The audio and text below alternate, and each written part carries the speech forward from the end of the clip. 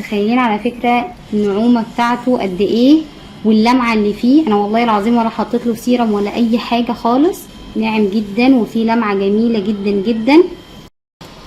تعالوا يا بنات هقول لكم على وصفة فظيعة للشعر، لتقليل الهيشان، منع التقصف، للجفاف في الحر الشديد اللي احنا فيه ده. مع كل الحكاية مكونين موزة، طبعا يا ريت تبقى الموزة مستوية قدر الامكان يعني، ومايونيز. يلا بقى نشوف هنخلطهم ازاي.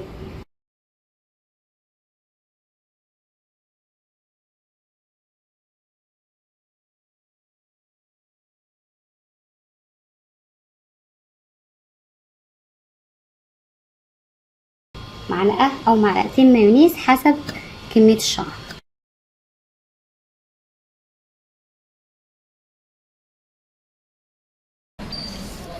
ده الشعر يا جماعة اللي هنطبق عليه. طبعا الشعر يكون ايه مغسول ونظيف، احنا بعد كده هنغسله بس ايه شطف يعني بالراحة، لكن الاول بيبقى لازم مغسول بالشامبو ونظيف. تمام، ما يتحطش على زيوت شعر قديمة يا جماعة، لازم الشعر يبقى مغسول ونظيف. هسلكه. طبعا احسن حاجة تستخدميه مشط الخشب، مشط خشب ويكون واسع كده اهو. هقسم بقى الشعر وابتدي اوزع على كل الشعر الخلطة اللي انا عملتها.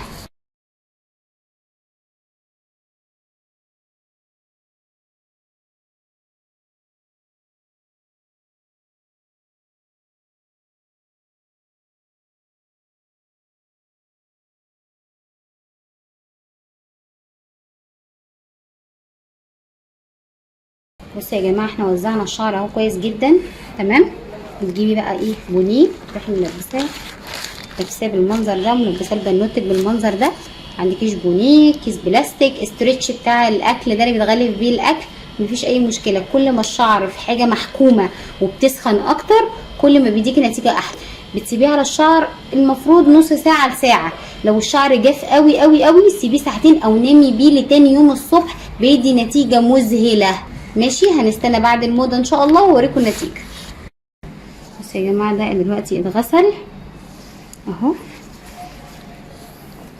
مش متخيلين على فكره النعومه بتاعته قد ايه واللمعه اللي فيه. انا والله العظيم ولا حطيت له سيرم ولا اي حاجه خالص، ناعم جدا وفيه لمعه جميله جدا جدا.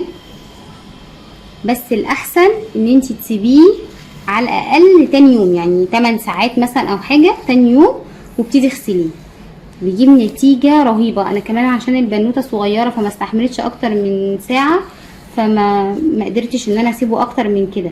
انتي سيبيه اكتر. شايفين اللمعه؟ انا كده وسايباه ساعه واحده.